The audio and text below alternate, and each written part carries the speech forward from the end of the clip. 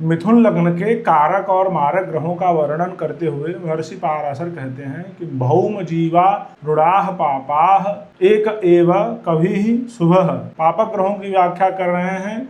भौम जीव अरूढ़ाः, भौम अर्थात मंगल, जीव अर्थात बृहस्पति, अरुण अर्थात सूर्य। कह रहे हैं कि मंगल, गुरु और सूर्य मिथुन लग्न की कुंडली में पापक ग्रह की श्रेणी में है, यानी अच्छा फल नहीं देंगे। आगे कह रहे हैं एक एव कभी शुभ।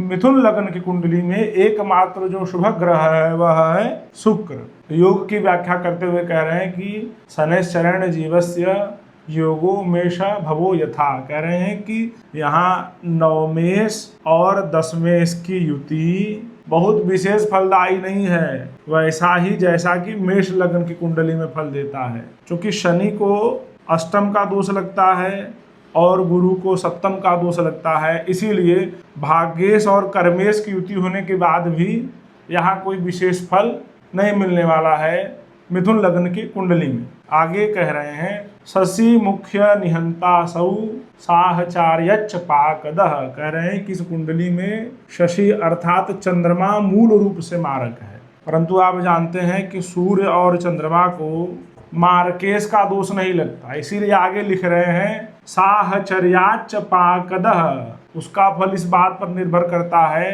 कि वो बैठा कहाँ है, यानी कि 6, 8, 12, 3, 6 और 11 में चंद्रमा का विशेष फल नहीं है। यहाँ बैठेगा तो अच्छे फल नहीं देगा, दूसरे में भी बैठेगा चंद्रमा तो भी अच्छे फल नहीं देगा।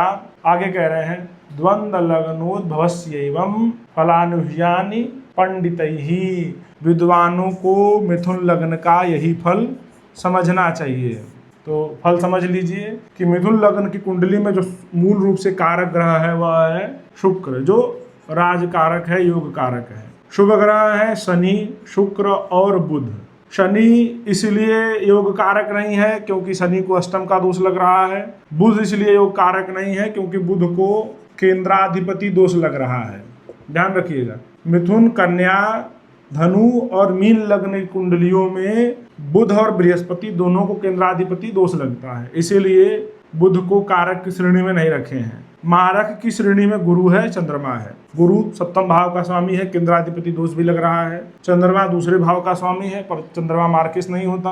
अनिष्ट कारक ग्रह कह रहे हैं सूर्य और मंगल को, क्योंकि मंगल यहाँ छठे और 11वें भाव का स्वामी है, दोनों का अन्योन्य आश्रय है। छठा भाव 11वें से 8वां भाव है और 11वां भाव छठे से छठा भाव है। तो छठे और 11वें का स्वामी होने के कारण मंगल भी मिथुन लग्न की कुंडली में बहुत अच्छे फल नहीं देता। ज्योतिष के सिद्धांतों को जानने के लिए, समझने के लिए हमसे जुड़े रहें। चैनल को सब्सक्राइब करें, वीडियो को लाइक और शेयर करें। महादेव।